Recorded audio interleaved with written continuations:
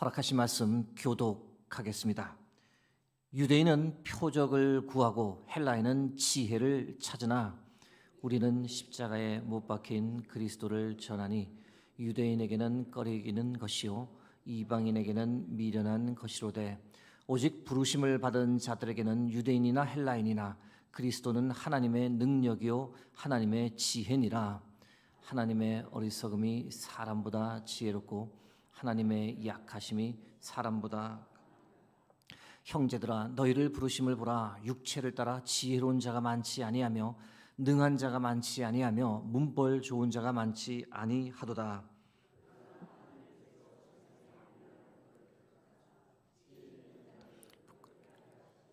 세상의 약한 것들을 택하사 강한 것들을 부끄럽게 하려 하시며 하나님께서 세상의 천한 것들과 멸시받는 것들과 없는 것들을 택하사 있는 것들을 폐하려 하시나니 이는 아무 육체도 하나님 앞에서 자랑하지 못하게 하려 하심이라. 너희는 하나님으로부터 나서 그리스도 예수 안에 있고 예수는 하나님으로부터 나와서 우리에게 지혜와 의로움과 거룩함과 구원함이 되셨으니 기록된 바 자랑하는 자는 주 안에서 자랑하라 함과 같게 하려 함이라. 아멘. 예수 십자가 복음을 모든 사람들이 다 받아들이기를 바울이 간절히 바랬지만 실제 전도 현장에서 그런 일은 일어나지 않았습니다. 많은 사람들이 복음을 거부했었는데 복음을 거부했던 대표적인 사람들을 두 그룹으로 나누면 유대인 그룹이 있고 헬라인 그룹이 있었습니다. 물론 두 그룹이 예수님을 거부했던 이유는 좀 다릅니다. 먼저 유대인들이 예수 십자가 복음을 거부한 이유를 생각해 봅니다. 그들은 끊임없이 표적을 보여달라라고 요청했습니다. 그러면서 예수님을 거부했습니다. 무슨 뜻인가? 초자연적인 기적이나 눈에 보이는 압도적인 하나님의 권능을 보여달라고 유대인들은 계속 요구했습니다. 예수님께 그랬던 것과 똑같습니다. 요한복음 2장 18절에서 19절 말씀입니다. 이에 유대인들이 대답하여 예수께 말하기를 내가 이런 일을 행하니 무슨 표적을 우리에게 보이겠느냐? 예수께서 대답하여 이르시되 너희가 이 성전을 헐라 내가 사흘 동안에 일으키리라. 유대인들이 이렇게 표적을 구했던 이유가 무엇일까요? 과거 역사 속에서 자신들의 선지자들이 초자연적 표적을 보여주고 그것을 통해 하나님께서 자신들을 보내셨음을 증명했던 선례가 많기 때문입니다. 대표적인 예로 그들이 가장 존경했던 모세를 들 수 있습니다. 지팡이를 던지면 뱀이 되고 뱀의 꼬리를 잡으면 지팡이가 되는 표적을 보여주었습니다. 손을 품에 넣고 빼면 나병이 생기고 다시 넣었다 빼면 나병이 치유되는 기적도 보여주었습니다. 유대인들은 이런 표적을 예수님께 계속 요구했습니다. 그런데 예수님께서 유대인들에게 표적을 보여주지 않았습니까? 많은 표적을 보여주었습니다. 죽었던 이들도 3명이나 살려내셨습니다. 성경에 다 기록할 수 없을 정도로 많은 병자와 귀신 들린 사람을 치유해 주셨습니다. 날 때부터 눈먼 소경의 눈을 열어주셨고 오병이어의 표적을 보여주셨고 물리를 걷는 것, 바람과 광풍과 바다를 잔잔케 하는 표적도 보여주셨습니다. 그리고 가장 결정적으로 마지막에는 죽음에서 부활하는 표적까지 보여주셨습니다. 그런데 유대인들이 어떻게 반응했을까요? 예수님을 믿지 않았습니다. 왜 그랬을까? 그들이 기대했던 표적을 예수님께서 보여주지 않았다라고 생각했기 때문입니다. 그것이 어떤 표적이었을까? 유대나라 독립이었습니다. 그것을 이루지 못하고 죽었다고 유대인들은 예수님을 인정하지 않았습니다. 또한 영적 눈이 가려져 예수님께서 십자가에 달려 돌아가신 것은 저주를 받은 것이다라고 잘못 해석도 했기 때문입니다. 갈라디아서 3장 13절 말씀입니다. 그리스도께서 우리를 위하여 저주를 받은 바 되사 율법의 저주에서 우리를 속량하셨으니 기록된 바 나무에 달린 자마다 저주 아래 있는 자라 하였음이라. 예수님을 계속해서 거부했던 이 유대인들의 모습, 그 모습을 가만히 보면서 출애굽 당시의 바로 왕과 똑같다라는 생각을 하게 됩니다. 마음이 참으로 강팍했던 거죠. 많은 표적을 보고도 믿지 않고 예수님을 거부했습니다. 사랑하는 성도 여러분, 여기서 우리가 기억해야 할 것은 사람들이 많은 표적을 본다 해서 예수님을 영접하는 것은 아니라는 겁니다. 예수 십자가 복음을 받아들이는 것 가만히 생각해 보면 주님을 영접하는 것은 가장 먼저 진정한 마음의 회개에서 비롯됩니다. 나는 죄인이다라고 하는 그 자각이 없으면 예수님을 영접하는 것은 불가능합니다. 이어서 헬라인들이 예수 십자가 복음을 거부한 이유를 살펴봅니다. 헬라인들이 예수 십자가 복음을 거부한 이유는 유대인과는 좀 다릅니다. 그들은 지혜를 보여달라고 요구했습니다. 헬라인들은 토론과 논쟁하기를 좋아했습니다. 과학적이고 논리적인 증거와 자료를 중시했습니다. 이성적으로 이해할 수 없는 것은 받아들이지 않았고 자신들의 지적 요구에 만족이 되지 않으면 그것을 철저히 무시했습니다.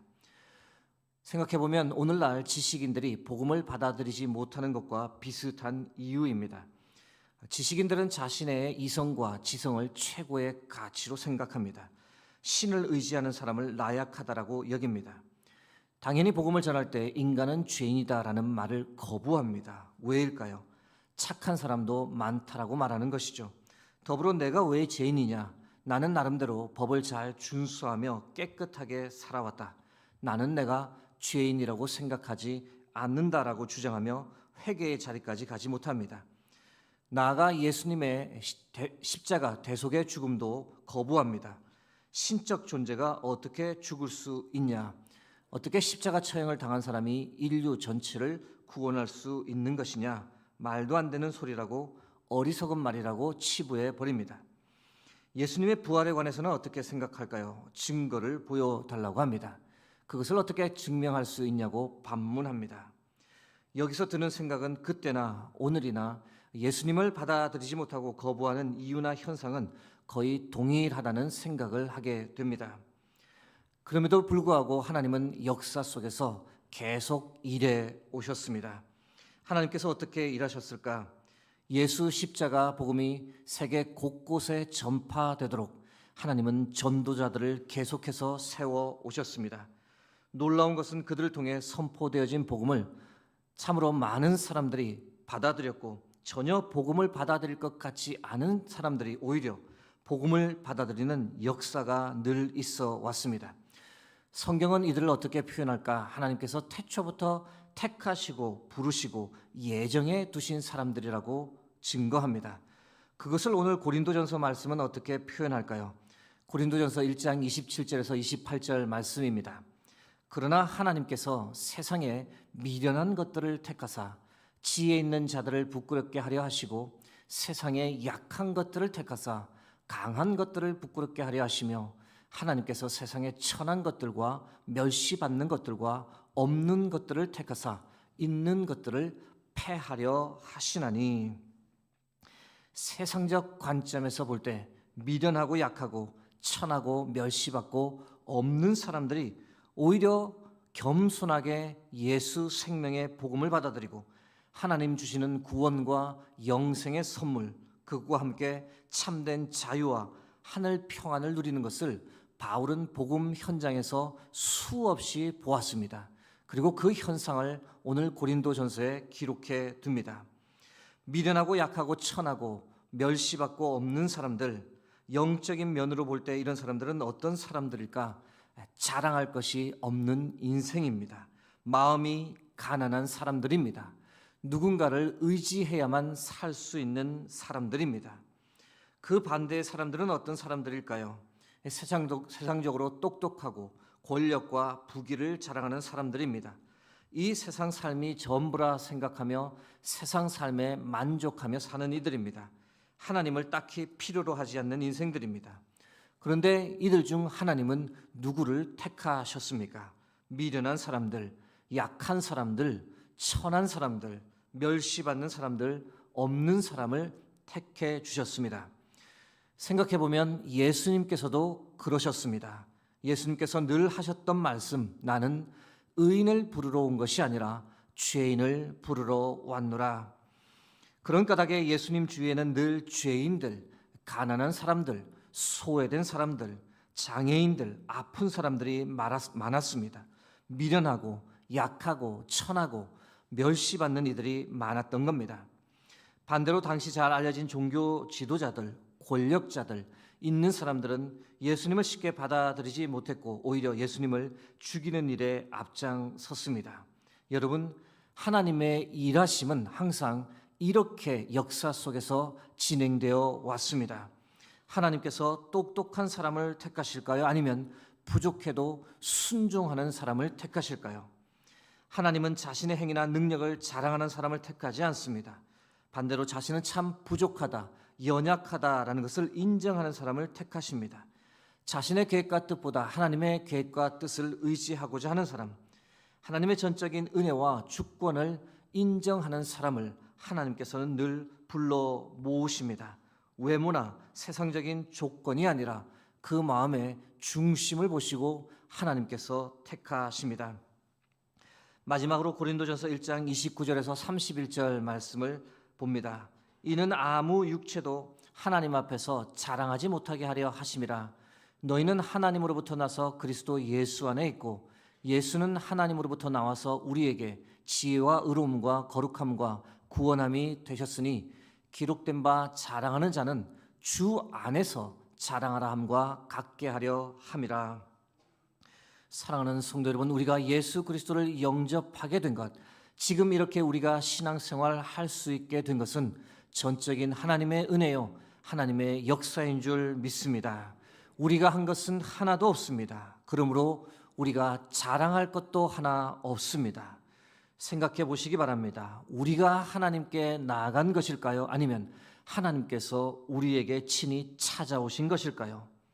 우리가 무엇이라고 하나님께서 친히 우리에게 찾아오셨습니다.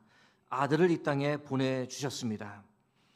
우리가 하나님을 택한 것일까요? 아니면 하나님께서 우리를 택한 것일까요?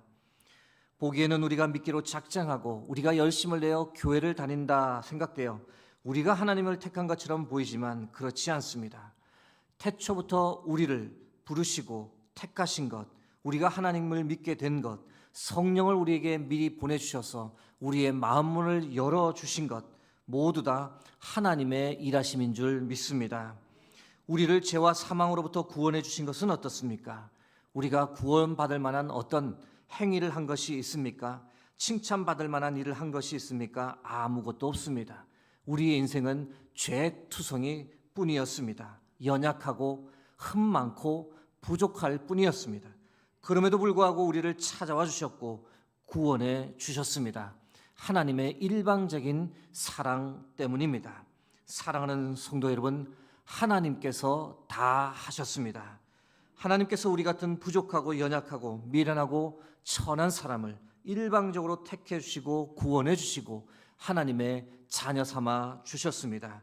그러므로 우리가 하나님과 사람 앞에서 어떻게 살아가야 할까요? 오로지 감사하며 항상 겸손한 삶을 살아야 합니다. 낮추고 섬기고 베풀고 헌신하며 하나님 베풀어 주신 은혜에 보답하며 살아야 됩니다. 그래서 하나님을 기쁘시게 하는 삶, 하나님께 영광 돌리는 삶을 살아가는 저와 여러분 되기를 간절히 소망합니다. 오늘도 함께 기도하기를 바랍니다. 하나님, 나를 일방적으로 택해 주시고 부르시고 은혜 주시고 예수 믿는 믿음 허락해 주셔서 감사합니다. 오늘도 이렇게 새벽에 나와 하나님께 간구할 수 있도록 기도할 수 있도록 하나님을 의지할 수 있도록 하나님 우리의 마음을 열어주셔서 감사합니다. 하나님께 늘 감사하며 겸손한 하루를 오늘도 살게 하여 주시옵소서. 하나님과 사람 앞에서 겸손케 하시고 어떤 상황 가운데서도 믿음으로 승리하며 살게 해달라고 이 시간 합심하여 함께 기도하며 나가겠습니다.